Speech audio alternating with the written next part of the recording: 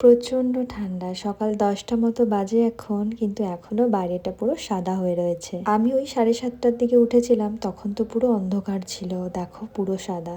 তো তোজো ঘুম থেকে উঠে পড়লো। তোজো এতক্ষণ ঘুমাচ্ছিল, তো সেই ফাঁকে আমার সকালে রান্না বান্না, স্নান, পুজো সবই হয়ে গিয়েছে আজকে তাড়াতাড়ি। এই সবেমাত্র তোজো উঠলো। এবার তোজোকে নিয়ে চলবে আমার সারাদিন। প্রথমে উঠতেই ওকে আমি জ্যাকেটটা পরিয়ে দিলাম। খুব ঠান্ডা, যদিও হিটার চলছে। যতই ঠান্ডা পড়ুক না কেন, তোজোকে কিন্তু আমি রোজই স্নান করাই। এটা ওর সেকেন্ড উইন্টার। আগের উইন্টারেও ৭ মাসের ছিল, তখনও আমি ওকে রোজ স্নান করাতাম, আর এখনও তাই।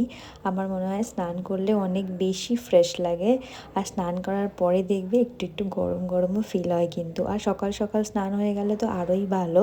কখনো কখনো ২টো-৩টের দিকে, মানে সূর্য অস্ত যাওয়ার সময় হালকা রোদের দেখা পাওয়া যায়, তো তখন আমি জানলাটা একটু খুলি। আর তোজো এই জানলাটা এখন খেলতে খুবই মজা পায়, কিন্তু একটু সাবধানে দেখে রাখতে হয়।